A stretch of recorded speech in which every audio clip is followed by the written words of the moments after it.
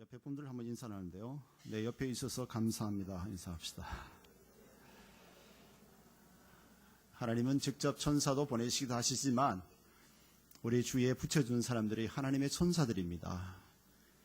24시간 365일 죽을 때까지 옆에 붙여준 천사가 있죠. 여러분 아내이며 여러분 남편이며 여러분 부모이며 여러분 자녀이며 그리스도의 공동체인 그리스도의 지체들이 주의 천사들입니다. 그런 사람이 원수같이 느꼈던 사람이 있으면 오늘 다 풀고 천사로 화목되시기를 축복합니다. 네. 인생 살면서 삶을 많은 사람들이 되돌아봅니다. 원래도 이제 여러 건의 장례건을 치르면서 최고의 삶이 뭘까? 인생의 최고의 행복이 뭘까? 여러분 살아오면서 그런 고민을 하시죠? 최고의 행복이 뭐며 어떻게 하는 사람이 최고의 삶일까? 저는 말씀을 준비하면서 그런 고민을 좀 했습니다. 최고의 삶이란 성도에게서 최고의 삶은 하나님을 바라보고 하나님 말씀에 서고 그 약속된 말씀을 붙잡고 나가는 것이 최고의 삶인 줄 믿습니다. 그럴 때 하나님께서 우리의 인생을 보장하시고 그 말씀대로 살아가는 자를 하나님이 지키십니다. 그 환경이 어떻게 됐든 간에 국가가 어떻게 됐든 간에 그 상황이 어땠든 간에 하나님은 일하시고 역사하시는 거지 않습니까? 한 사람 다니엘의 신실한 믿음 때문에 이방인 나라 바벨론을 하나님께서 다니엘의 기도를 들으시고 다니엘을 중심으로 나라를 운영하시는 그 하나님, 한 사람 다윗 왕 때문에 이스라엘 민족 40년 태평성대를 누리는 하나님의 일하심을 우리는 말씀을 통해서 볼 수 있습니다. 내 하나가 뭐 중요할까? 내 하나가 뭐 없어도 되겠지 뭐, 내 하나 좀 이러면 되겠지 뭐 아니라 내 하나가 그렇게 하나님은 소중히 여기시고 한 사람을 통하여 그 한 사람 때문에 민족을 복을 주시고 그 나라와 그 제국을 한 사람의 믿음을 통해 이루시고 역사하시는 그 하나님이라는 사실입니다. 이 365일 우리에게 선물해 주셨는데 얼마나 귀한지 모릅니다. 지금도 중환자실에 가면 많은 사람들의 숨쉬기조차 힘들어하는 그런 부분들이 있습니다. 가족들은 마음 졸이지요. 오늘까지일까 내일까지일까 그런 건데 있지만 우리는 마음껏 숨쉬고 마음껏 볼 수 있고 마음껏 걸을 수 있고 마음껏 마음만 먹으면 얼마든지 하나님의 나라를 위해서 하나님의 영광을 위해서 나누어 줄 수 있고 베풀어 줄 수 있고 축복할 수 있고 선한 일을 할 수 있고 얼마든지 할 수 있는 그런 귀한 몸 있는 그 자체가 우리는 엄청난 자산이요 축복이요 하나님의 은혜인 줄 믿습니다. 네, 남과 자꾸 비교하고 이러면 우리는 인생 불행해집니다. 그러면 이제 열등감 생깁니다. 나는 이거밖에 안 되고 나는 이거밖에 못 배웠고 나는 내 부모 못 만났고 나는 이 모양이 꼴이고 맨날 그래 되면 패배의식과 그러다가 인생 쪽박 납니다. 하나님 말씀을 사모하고 성령으로 거듭난 우리들, 오늘 말씀 제목 보면 새 사람을 입은 자, 우리는 옛날에 과거에 예수 믿기 전에 온갖 죄와 타락과 그냥 두면 죽으면 육체의 정말 벗는 날 영원한 멸망에 들어갈 수밖에 없는 우리 인생들이었는데 하나님께서 우리들을 예수 그리스도 안에서 건져주시고 구원해 주셔서 이제 하나님의 자녀를 삼아 주실 뿐만 아니라 하나님이 우리의 아버지가 되어 주셔서 우리의 24시간 365일 영원토록 우리와 함께 하시겠다고 그 약속하신 그 하나님 얼마나 감사한지요. 그런 하나님이 계시기 때문에 어떠한 상황이 돼도 우리는 두려워하지 않습니다. 우리 안수 집사님 기도 가운데 하셨지만 우리 고 김천한 집사님 마지막 가는 그 순간 내가 늘 돌아가다 가서 병원에 신방합니다. 그럴 때 항상 이 중심이 딱 잡혀 있어요. 목사님, 예수 그리스도의 믿음은 나는 경고합니다. 비록 육체는 말기암으로 인해서 죽어가고 있었지만 그 영혼은 늘 주님에 향한 분명한 확신 속에서 끝까지 믿음을 잃지 않을 그런 모습. 이것이 어디서 나오겠습니까? 죽음에 대한 두려움 없고 천국에 대한 확신한 소망이요 하나님이 내 아버지요 예수가 나의 죄를 사하고 나를 하나님의 자녀 삼아주는 그 확신이 없다면 말기암 가운데서 여러분 얼마나 심히 고통자 아십니까? 말기암 환자는 너무 고통스러운 겁니다. 그 자체가 힘드는데도 불구하고 그 하나님의 은혜, 그 하나님 함께 하시는 그 믿음을 붙잡고 끝까지 견디는 걸 보면 참으로 감사하다. 그런 저는 생각을 했습니다. 오늘 우리가 예수 그리스도 안에서 새 사람을 입은 자라고 그랬는데 오늘 1절의 말씀 보면 위의 것을 찾으라. 너희가 이제 예수 믿고 구원 받았으면 땅의 것을 쫓고 세상 중심으로 욕심과 죄를 쫓아서 탐심과 이기심과 음란과 이런 것 쫓지 말고 이제는 위의 것을 찾으라 하면서 하나님께서 우리의 그리스도인들에게 삶의 방향을 제시해 주는 겁니다. 방향 없이 목적 없이 그냥 살면 그냥 저 태평양 바다에 배 한 척 떠 있어서 목적 없이 그냥 떠돌아가는 것 같고 똑같지요. 우리는 예수 믿었으면 이제 하나님에 대한 분명한 목적이 주어져 있고 언약의 말씀 366권의 축복의 말씀대로 행하는 자에게 언약 그대로 복을 주시겠다는 약속의 말씀도 우리에게 주셨습니다. 그래서 우리는 이 땅의 육체의 장막이 끝나는 게 아니라 하늘에 분명한 소망이 있지 않습니까? 오늘 1절에 그러므로 너희가 그리스도와 함께 다시 살리심을 받았으며 다시 말해 예수 믿고 제사함 받고 구원받고 영생을 얻었으면 이제는 삶의 방향을 제시하죠. 위의 것을 찾으라. 거기는 그리스도께서 하나님 우편에 앉아 계시느니라 말씀하면서 우리의 종착점은 하나님 아버지라는 것입니다. 하나님 하늘나라라는 것을 말씀하고 있죠.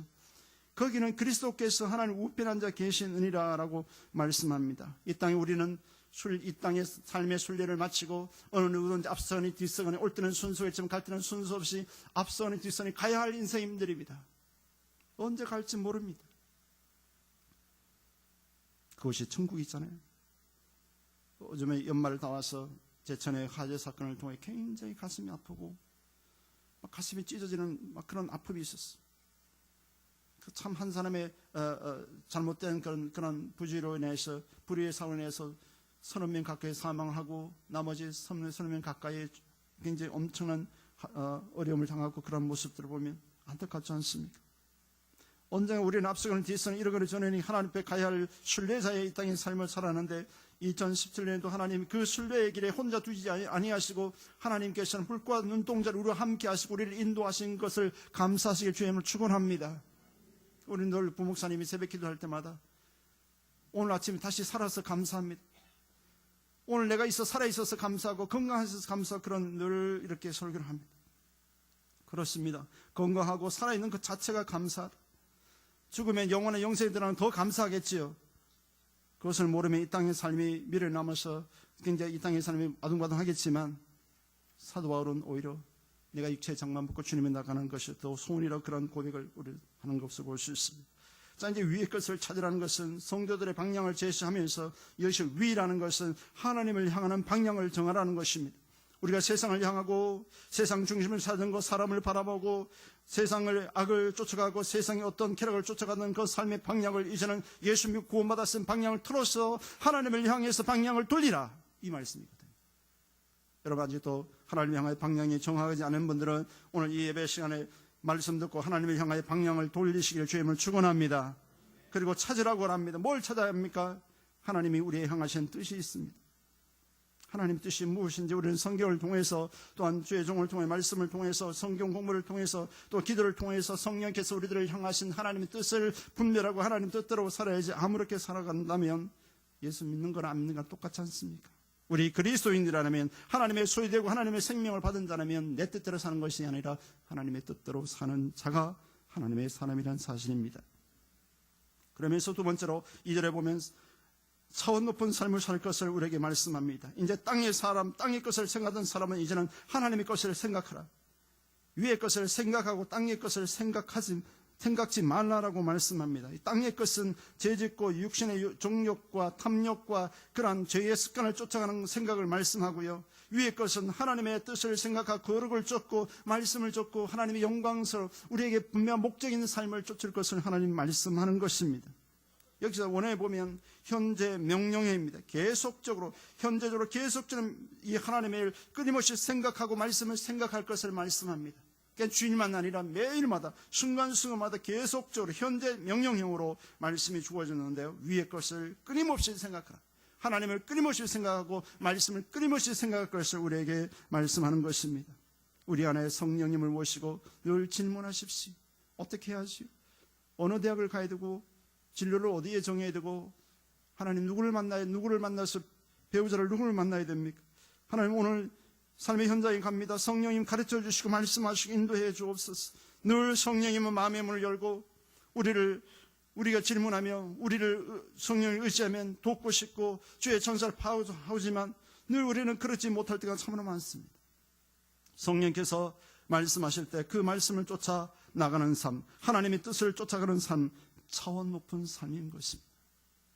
저도 예수 믿기 전에 우리는 육신의 종력과 세상 것에만 감신 집중이 되어 있었지만 성령을 거듭난 사람은 이제는 세상 중심, 세상 생각이 집중이 아니라 하나님이 나에게 향하신 소명이 무엇일까?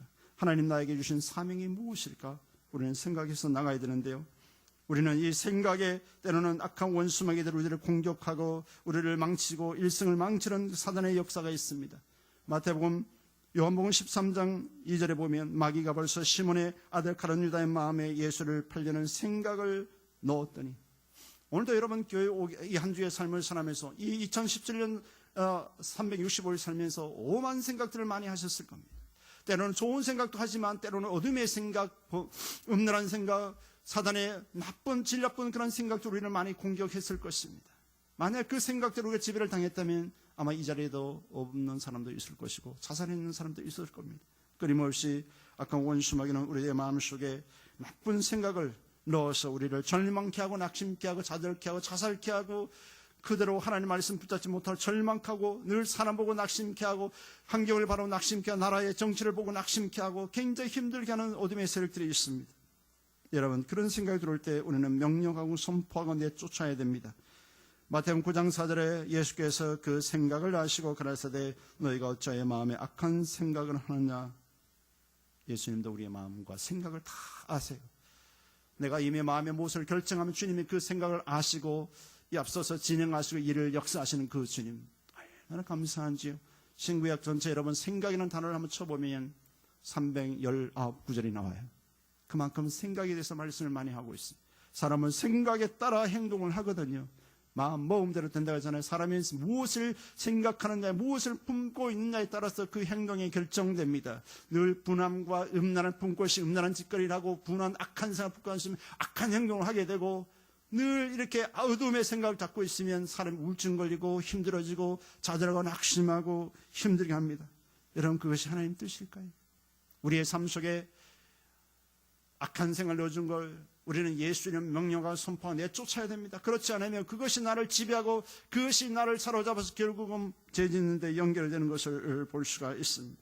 그래서 하나님 우리들에게 생각까지도 바꿀 것을 말씀합니다. 이제는 땅의 것을 내려놓고 위의 것을 생각할 것을 말씀합니다. 3절에 보면 이제 예수와 영적으로 연합된 자, 하나님께 속한 자에 대해서 말씀합니다. 이제는 죄가 죽고 우리의 죄가 죽고 영적으로 거듭난 하나님께 속한 자에 대해서 말씀합니다. 이는 너희가 죽었고 죄에 대해서 죽었다는 겁니다. 너희 생명이 그리스도와 함께 하나님 안에 감추었다. 다시 말하면 우리의 생명이 하나님께 속한 자라고 말씀합니다. 요한일서 3장 8절에 보면 죄를 짓는 자는 마귀에게 속한 자다 말씀해 주고 있습니다. 죄를 지은 마귀에 속한다 그랬어요. 속한 자라고 그랬습니다. 우리가 예수 믿고 거듭난 하나님의 사람은 예수 그리스도 안에 하나님께 속한 자인 것을 여러분 믿으시고 늘 승리하시길 주의 이름으로 축원합니다. 우리가 예수 그리스도에 속했으면 우리는 천국 시민권자지요. 빌립보서 3장 20절에 너희의 시민권은 하늘에 있다 그랬습니다. 우리의 천국 시민권자로 이 땅에 살아가기 때문에 우리는 천국 시민권자면 천국의 법을 따라야 되겠죠. 말씀의 법을 따라야 되겠죠.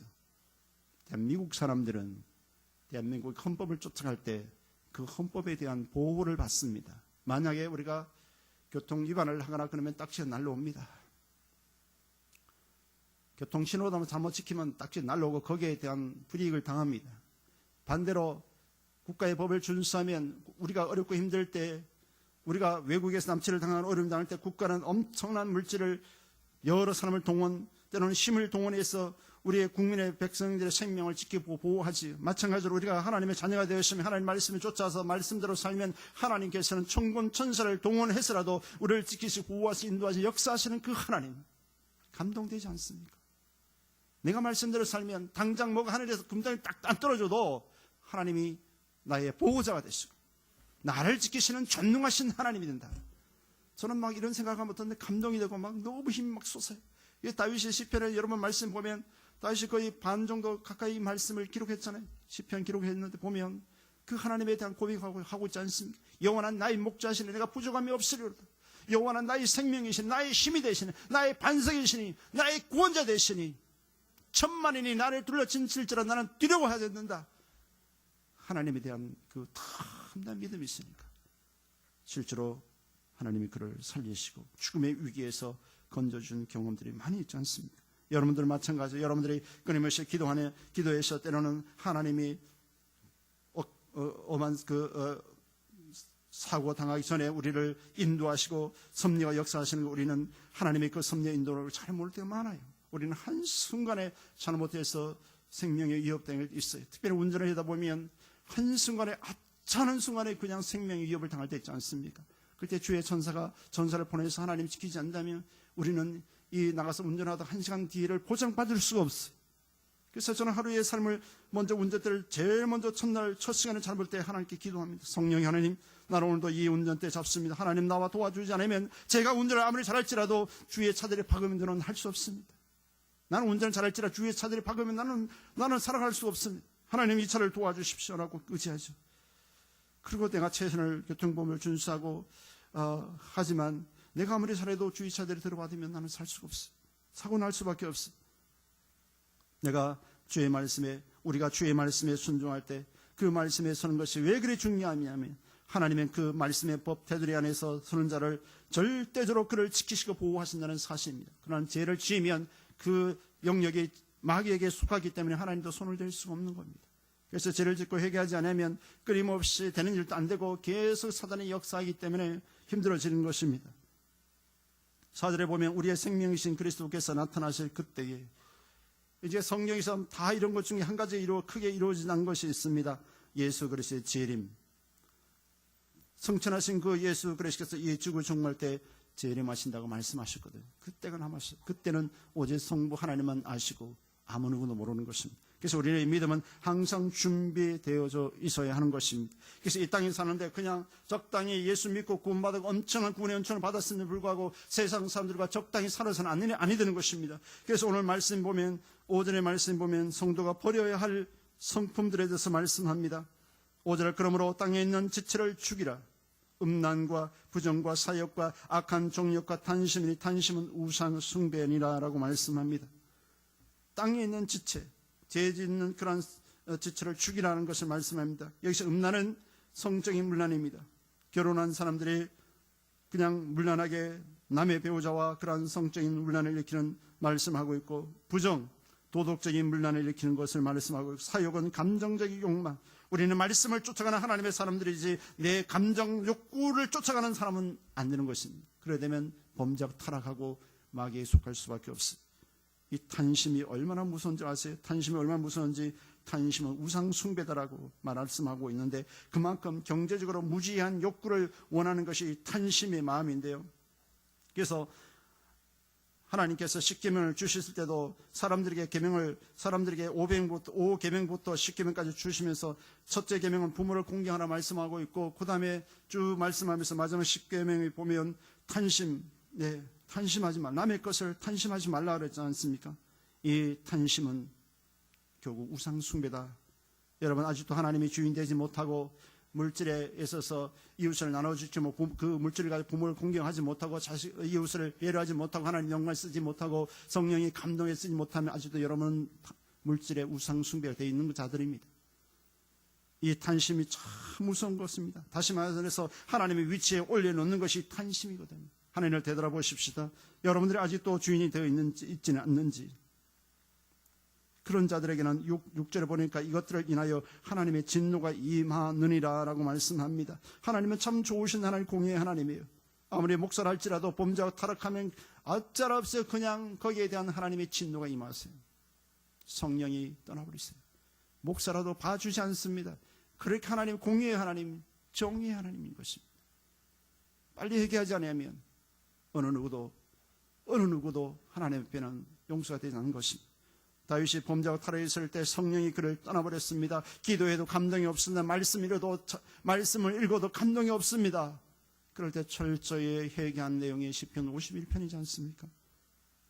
이 하나님을 되돌아보면서 참으로 선하고 좋은 일도 많은 일들을 한 분들도 계시겠지만, 그러나 적당주의로 세상과 더불어 그냥 같이 흘러갔던 부분이 있다면 우리는 다시금 방향을 하나님의 중심을 나가시길 주님을 축원합니다. 말씀에 우리의 뿌리를 내리시고 경고에 서시기를 주님을 축원합니다. 두 번째로 성도가 버려야 할 것, 구원받은 성도가 버려야 할 것을 8절 9절에 말씀합니다. 옛사람의 행위를 벗어버리라. 우리가 구원은 받았지만 어찌 하루 만에 당장 하나님의 거룩한 자로 거듭날 수는 없습니다. 하나님은 그걸 아시지요. 그래서 하나씩 하나씩 벗어버릴 것을 말씀합니다. 8절에 이제는 너희가 이 모든 것을 벗어버리라. 분과 악의와 해방과 너희 입에 부끄러운 말이라. 9절에 너희가 서로 거짓말을 말라 옛사람과 그 행위를 벗어버리고 라고 말씀합니다. 우리의 옛 습관, 옛 행동들을 벗어버릴 것을 말씀합니다. 다시 말해서 과거의 모든 어두운 생각들, 육신의 종족적으로 하나님 없이 살았던 그런 모든 죄된 사람을 청산할 것을 말씀합니다. 아직도 과거에 붙잡혀 있으면 미래는 없습니다. 아무리 하나님 입말을 하셔도 우리가 하나님 말씀에 서는 결단이 없으면 과거의 사람으로 살아갈 수밖에 없습니다.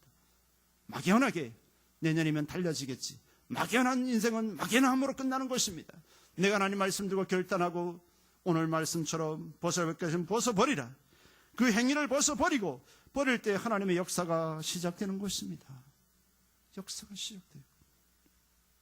과거의 죄된 삶을 청산할 것을 말씀하면서 그것을 벗지 않으면 하나님의 진노가 임한다는 것을 말씀합니다. 어떤 사람은 상처받은 것 때문에 그 사람을 용서하지 못하고 일평생 그 상처에 붙잡힌 사람이 있어요.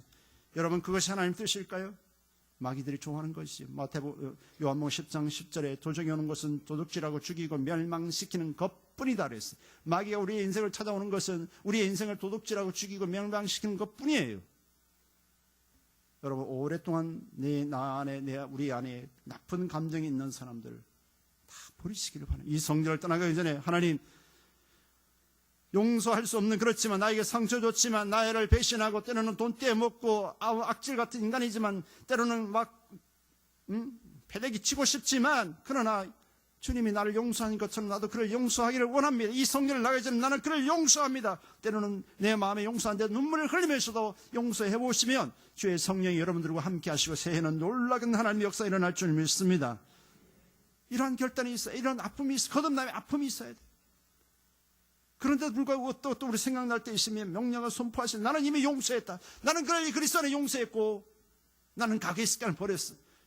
그런 생각과 자꾸 내 마음에 아픔을 주는 원수마귀를 묶음으로 떠나갈지어다 명령을 선포하지 않으면 여러분 계속적으로 어둠의 옛날 습관에 붙잡혀서 하나님의 거룩에 들어가지 못하고 하나님의 앞에 성령의 도구로 쓰임받지 못하고 끝까지 사단의 그냥 장난에 놀아먹고 사단의 거짓에 넘어가죠. 요한복음 8장 44절 마귀는 거짓의 압이다, 거짓의 원조다라고 그랬습니다. 이 거짓말은 하나님도 싫어하고 인간관계 사회에서도 신뢰하지 않습니다. 신뢰하지 않아요. 하나님은 10계명 중에서 제9계명에 거짓 증거하지 말라 그랬잖아요.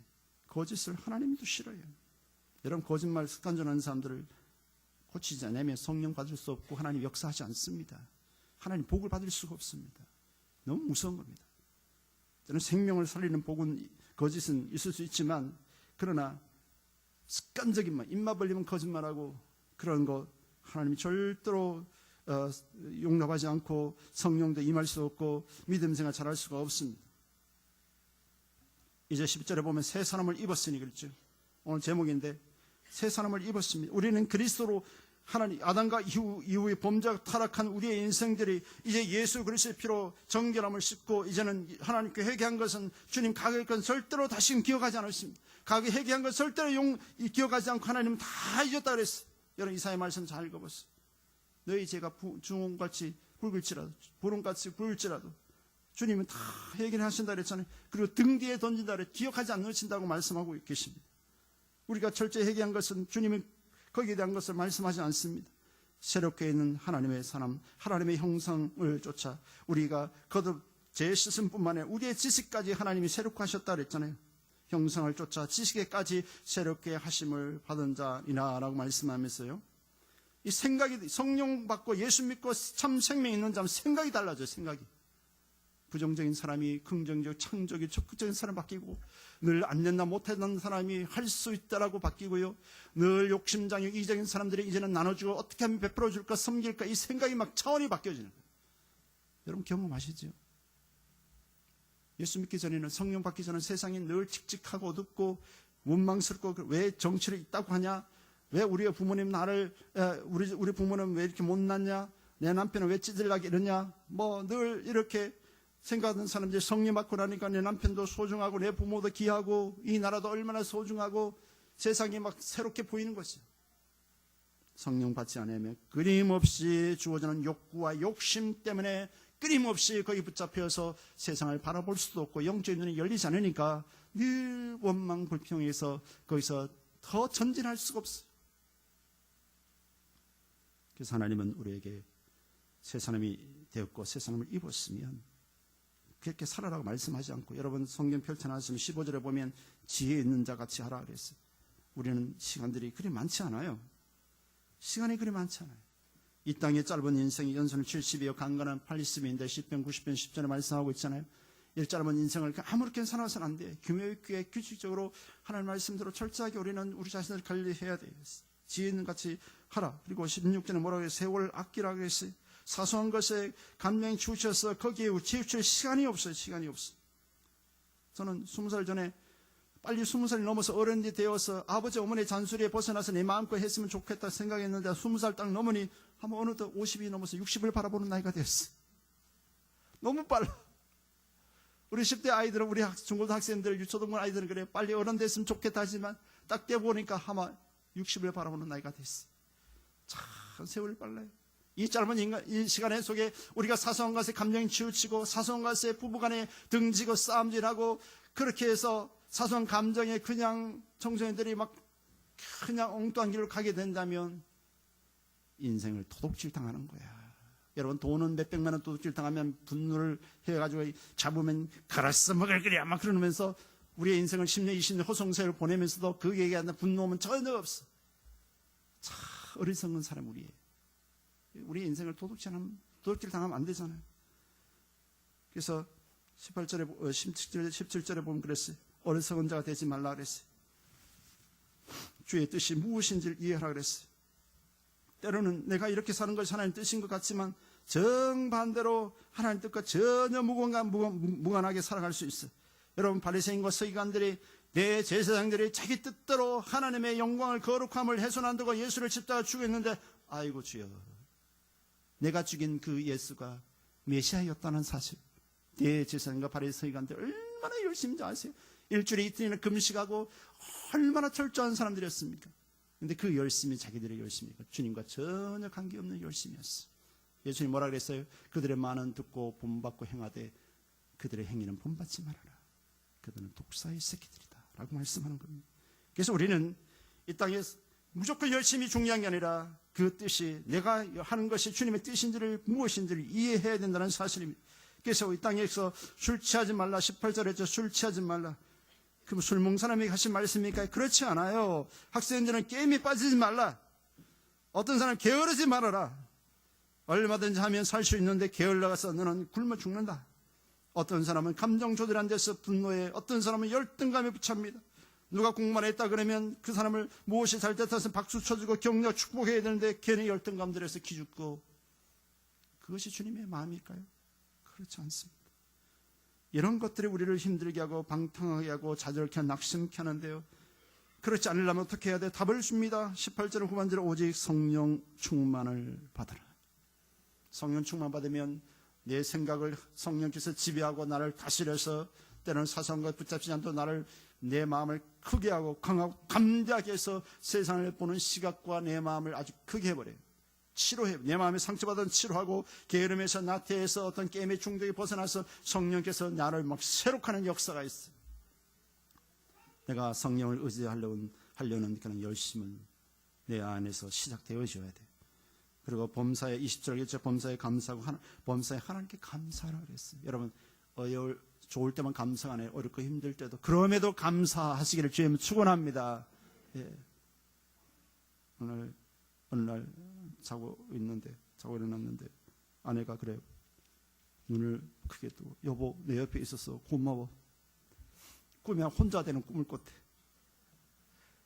꿈에 막 혼자 되는 어떡하나 막 그랬는데 옆에 남편이 자고 있더라는 거예요. 여보 있어서 너무 좋아. 하나님은 여러분 옆에 24시간 365일 머리가 팍벌이 될 때까지 주의 천사를 붙여놨어요.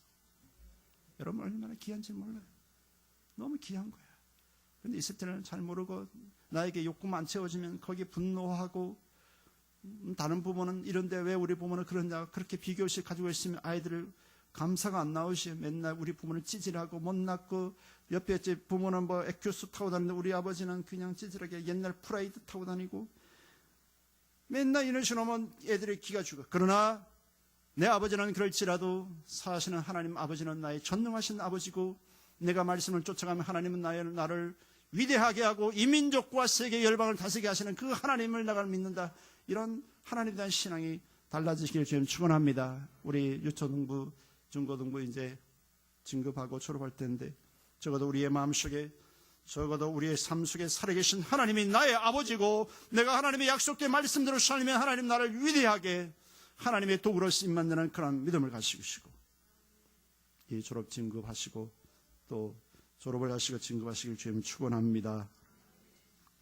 다시금 우리가 적어도 하나님의 사람 되었으면 이제 모든 것을 대할 때 오늘 본문도 계속해서 보면 아내들아 남편들아 자녀들아 아비들아 종들아 그러면서 사람을 대할 때 성실한 마음을 대하고 사람을 대할 때요 무엇을 하든지 죽게 하듯 하라라고 23절에 그랬죠. 죽게 하듯 하라. 음식을 식당을 운영한 사람들은 죽게 하듯이 음식을 만드십시오. 조미료 팍팍 넣어서 그냥 임시적 맛을 내지 말고 주님께 대접하듯이. 손님들이 모를 것 같지요? 다 알아요.